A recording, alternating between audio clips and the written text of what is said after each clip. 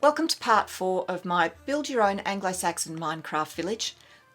Last time we built some simple rectangular houses for the Thanes, including this one with its little annex. This time we're going to build a square house. This is 10 by 10, and we're going to build variations. So let's get started. To make these you will need logs of your choice, planks of your choice, spruce doors, some form of lighting, I prefer torches, fences, gates and spruce trapdoors for decorating, stairs for roofs, pressure plates for spawn-proofing roofs and make sure they match the colour that you've used for your roof, slabs for roofs and flooring, and stone and cobblestone for alternate flooring and cobblestone stairs should you want stairs going in. 10 by 10.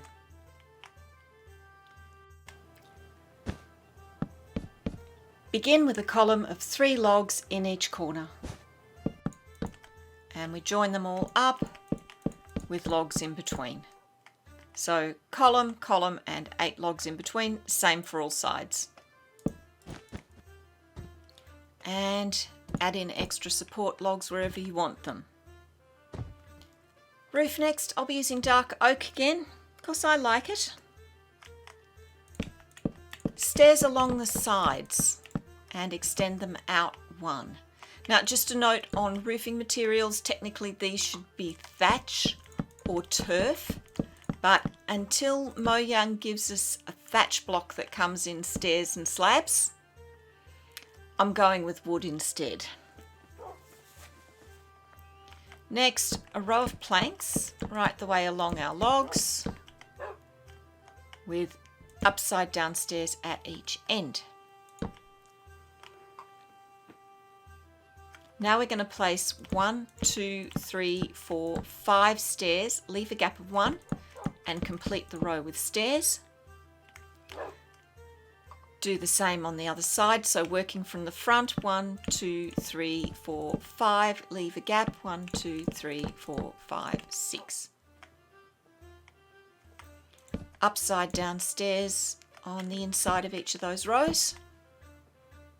And on top of those upside down stairs, stairs facing outwards from the building. So let's do that at this end. And then on the sides, stairs facing sideways and go right past that gap that you left. And on the ends, join up the stairs. Now we need a waste block, and then at the end, and it's the same front and back, stairs that face this way. So don't turn them at the corners. And join up in between with planks. Now on the end one of each of those planks, we're going to put a right way up stair and then a second one. Same on that side, 1, 2, and that should leave a gap of 2 blocks. Do the same at the other end, 1, 2, gap of 2 blocks in between, and on top of the planks on the sides, right way upstairs.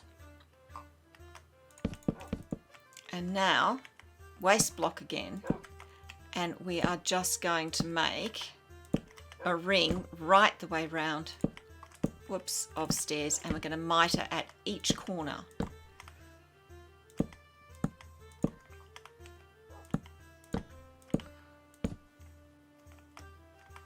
And we'll do that once more. Now where we've got the gaps, we're going to take slabs, and on the next row up we're going to put slabs to make a little shelter. We're going to do it over each of those gaps that we left. So 2 at the front, 2 at the back, and 1 on each side. At the top here you can add horns if you want, but just ensure that they are sticking out just that little half block.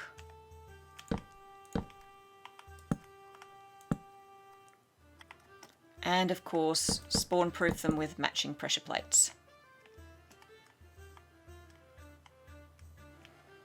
There's our roof. Fill in the walls and the gable ends as usual with planks, leaving spaces for doors and windows. Hello puppies. So there's all the walls in. I've replaced the floor with jungle planks just because I like the colour. You can use wood or you can use stone. If you use wood, don't use the same colour as your walls. It'll all blend in a bit too much. Place doors from the inside.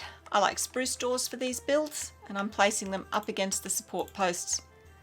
And if you place them from the inside, they open outwards. Stairs up to the next level.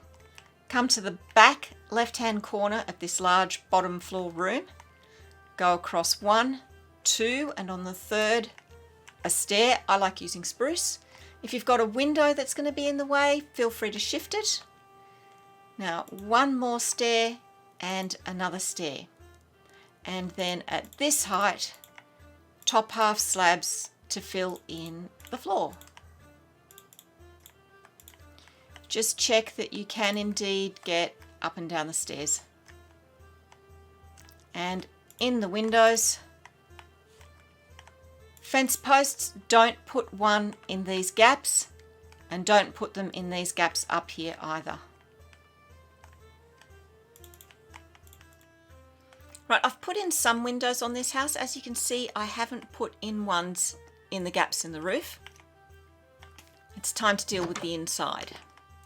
I've just got one big room down here and then up some stairs. We're going to put in wall linings, but not where we've got the windows, just one, and then fill the window in. Same on this side.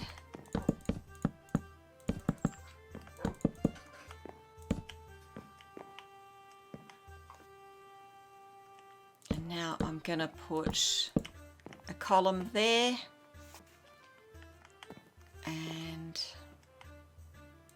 I think a column here, and that'll be our little bed alcove. You can do the same on the other side if you want to. And ladders going up to the next floor here. And we can do the same. So fill in walls.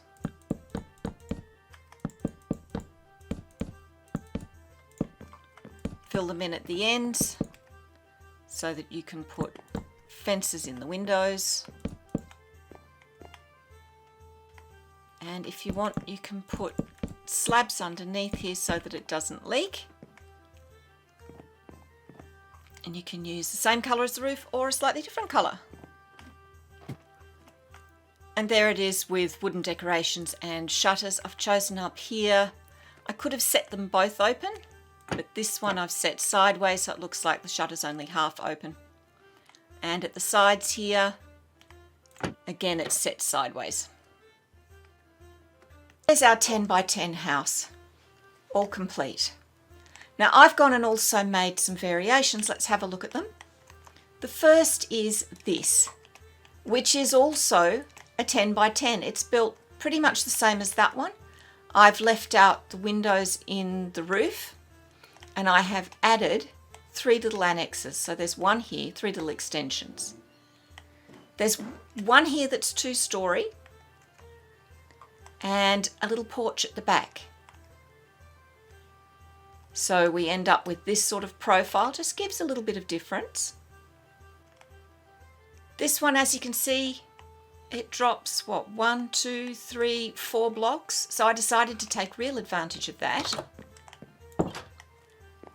This is where our first little annex goes out. We have stairs coming up, little bedroom area, and of course, attic storage. But because of the slope, I made stairs down in this second little extension to an underground room. Here's our 9 by 10 that we made before. Here's another one, exactly the same size, I've made a slightly different finial on the roof. So we've got